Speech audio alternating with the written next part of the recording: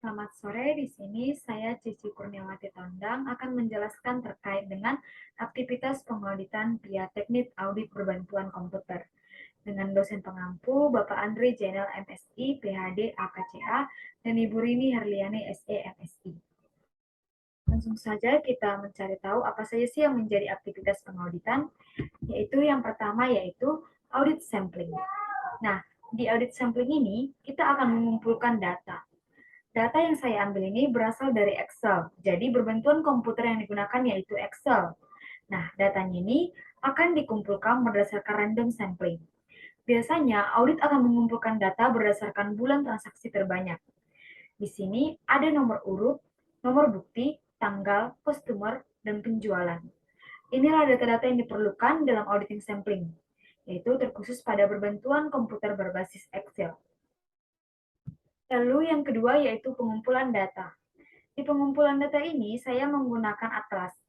Nah, di Atlas ini kita perlu mengumpulkan data. Di sini data yang saya kumpulkan yaitu berkaitan dengan data materialitas. Sejauh mana sih materialitas data tersebut untuk memberikan opini bagi auditor. Nah, di sini memuat beberapa data. Teman-teman dapat melihatnya di penjelasan gambar yang telah saya tampilkan. Lalu, yang ketiga, aktivitas ketiga yaitu penawahan analisis. Berdasarkan data materialitas tadi, maka kita perlu melakukan telah analisis, yaitu apakah data tersebut merupakan materialitas atau tidak. Nah, data yang saya temukan di atlas ini merupakan data yang tidak materialitas. Maka di pengujiannya kita akan membuat atau menceklis yaitu data tersebut merupakan data yang tidak materialitas. Lalu, kegiatan yang keempat yaitu kalkulasi data. Di kalkulasi data ini, kita perlu melakukan penghitungan. Berapa sih jumlah dari kalkulasi data setelah dilakukannya penjualan, pembelian, ataupun transaksi lainnya. Di sini teman-teman dapat melihat ada kalkulasi data, ada persenannya dari jumlah penjualan atau transaksi yang terjadi selama perusahaan berlangsung. Aktivitas berbantuan komputer menggunakan atlas berikutnya yaitu kalkulasi telah analisis. Setelah melakukan kalkulasi data, maka kita perlu melakukan telah analisis. Nah, analisisnya nih kita perlu melakukan sejauh mana sih perbandingan antara transaksi 1 dengan transaksi 2. Apakah setara kas yang satu berhubungan dengan setara kas berikutnya? Apakah rasio kas yang satu ini berefek kepada rasio kas berikutnya? Itulah yang dimaksud dengan kalkulasi telah analisis.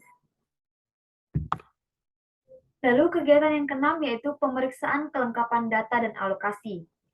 Biasanya kegiatan ini berhubungan dengan pengecekan data secara langsung. Nah, di atas sendiri ada beberapa pertanyaan atau uraian siklus yang harus dilakukan oleh auditor, seperti memberikan pertanyaan, terima pemesanan dari pelanggan atau pembelian atau penjualan berapakah yang terjadi, lalu di situ akan ada asumsi yang terjadi, seperti completion, exchange, lalu akan ada akun yang timbul, seperti piutang, kas, penjualan, dan akun lainnya. Nah, hal inilah yang terjadi pada pemeriksaan kelengkapan data dan alokasi. Di slide yang saya tampilkan telah tertampak jelas contoh-contoh pertanyaan dan contoh-contoh terkait dari asumsi dari pertanyaan tersebut. Kegiatan yang ketujuh yaitu membandingkan integritas data.